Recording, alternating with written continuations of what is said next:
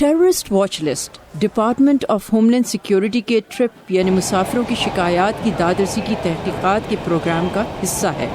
اس programme کے تحت نہ صرف اس لسٹ میں شامل افراد کی نگرانی کی جاتی ہے بلکہ انہیں سفری پابندیوں، محدود سفر اور سفر کی صورت میں امریکہ نہ لوٹ پانے اور ملازمت کھو بیٹھنے جیسے نتائج کا سامنا کرنا پڑ سکتا ہے.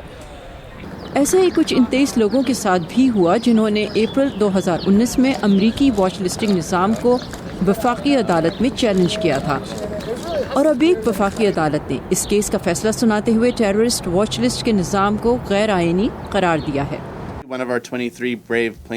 شہری حقوق کے وکیل حسن شبلی اس کیس میں مدعی تھے. 15 برس مجھے حکومت نے ہراساں کیا اور نشانہ بنایا. کچھ نہ کرنے کے باوجود میرے ساتھ دوسرے درجے کے شہری کا برتاؤ کیا گیا. ٹیررسٹ اسکریننگ ڈیٹا بیس یا واچ لسٹ دہشت گردوں کی نگرانی کی فہرست ہے جسے FBI مرتب کرتی ہے. جون 2016 تک اس فہرست میں 18,77,133 افراد شامل ہو چکے تھے. کیئر اور دی امریکن سول لبرٹیز یونین کی تنظیموں کے مطابق اس لسٹ میں ایک بڑی تعداد مسلمانوں کی ہے.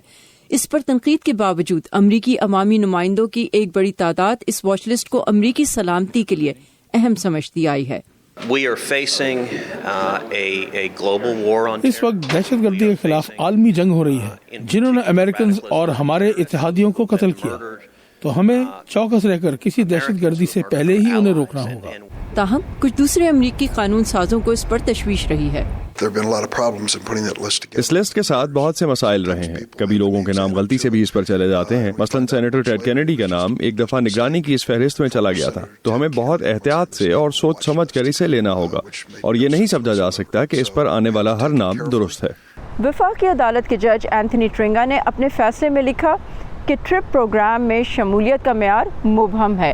کوئی بھی جواز لسٹ میں شمولیت کا باعث بن سکتا ہے، اور اس لسٹ میں شمولیت اور اس سے نام نکلوانے کا کوئی قابل تصدیق طریقہ نہیں. اور یہ کہ یہ پروگرام اپنی حالیہ شکل میں امریکی شہریوں کو آئین کے تحت حاصل حصول انصاف کے تقاضے پورے نہیں کرتا. کیئر کی لینا مصری کہتی ہیں کہ ایک دفعہ کسی کا نام اس لسٹ پر آ جائے تو لسٹ سے نام ہٹائے جانے کے باوجود اس کا نام ریکارڈ پر رہتا ہے. اس کے نکلوانے کا کوئی طریقہ معلوم نہیں. تو ریکارڈز کو مٹانا اور ہمارے موکلوں سمیت واچ لسٹ سے ہٹائے جانے والے ہر شخص کے ریکارڈ کو دہشت گردی کے ڈیٹا بیس سے ختم کرنا، یہ ہونا چاہیے. اور اب جج نے 30 دن میں استغاثہ اور مدعا علیہ کو محکمہ ہوم لینڈ سیکیورٹی کے ٹرپ پروگرام میں تبدیلی اور اس پروگرام کا نشانہ بننے والوں کی داد رسی کے لیے گزارشات طلب کی ہیں. Saba Shah Khan, Voice of America, Washington.